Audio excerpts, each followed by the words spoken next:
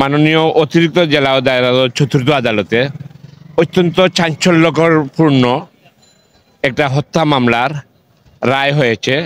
আজকে আমাদের মাননীয় সিলেট জেলা ও দায়রা অতিরিক্ত চতুর্থ আদালত জনাবা শায়লা শারমিন এই রায়াদেশটি দিয়েছেন। আমরা সবাই জানি 2023 সালে অর্থাৎ গত রমজান মাসে 16/4/23 তারিখে গোয়েনঘাটে একটা হত্যাকাণ্ড সংঘটিত হয়েছিল। একজন মহিলা নাম হচ্ছে খুশনেহার তার স্বামী আলে ইমরানকে নিয়ে এসেছিল সিলেট রিসোর্টে বেড়ানোর উদ্দেশ্যে।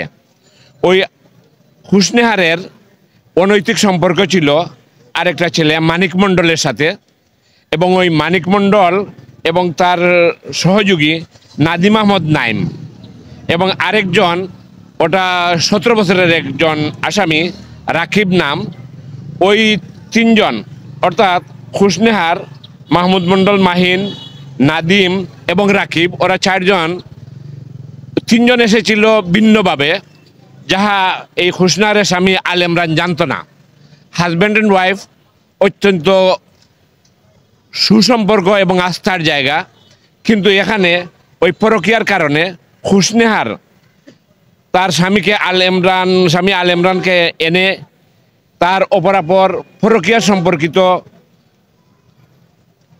অনুচিত উদ্দেশ্যে রিভার ভিউ রিসোর্টে রাত্রিবেলা ঘুমের ঔষধ, মানিক মণ্ডলের দেওয়া ঘুমের ঔষধ খাওয়াইয়া পরবর্তীতে সে যখন ঘুমিয়ে পড়ে তখন তাকে এই সমূহ আসামিগণ মিলে খুন করে, বালিশ চাপা দিয়ে এবং শ্বাসরুদ্ধ করে। পরবর্তীতে মাননীয় আদালত অত্যন্ত দ্রুত তার সাথে এবং অত্যন্ত একাগ্র এবং নিষ্ঠার সাথে এই মামলাটা যেহেতু অত্যন্ত আলোচিত এবং অপরাধের জগতে এক জঘন্যতম অপরাধ, ওইটাকে অত্যন্ত তীক্ষ্ণ সূক্ষ্মতার সাথে বিচার বিবেচনা করে 26 জন সাক্ষীর সাক্ষ্য গ্রহণ করে আজকে এই মামলাটার রায় আদেশ দিয়েছেন। রায় আদেশে খুশনেহারকে মাহমুদুল হকের নাম হচ্ছে আরেক নাম মানিক মণ্ডলকে এবং নাদিম আহমদকে দণ্ডবিধি 302 এবং 34 ধারায় মৃত্যুদণ্ডের আদেশ প্রদান করেছেন। এবং ওই যে ওরা ওকে হত্যা করে লাশকে এখানে রিসোর্টের বাইরে রেখে তারা সবাই অর্থাৎ 4 জনের ক্ষেত্রে পলায়ন করেছিল। এই কারণে 201 ধারার অপরাধ সংঘটিত হয়েছে।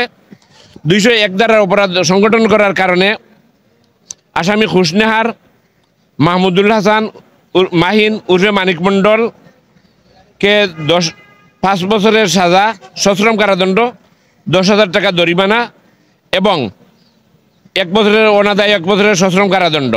নাদিম আহমদ নাদিমকে 201 ধারায় অর্থাৎ মাননীয় আদালতের বিচারিক বিবেচনায় সে ওই লাশ গুম করার বিষয়ে তার সংশ্লিষ্টতা না পেয়ে তাকে খালাসের আদেশ দিয়েছেন।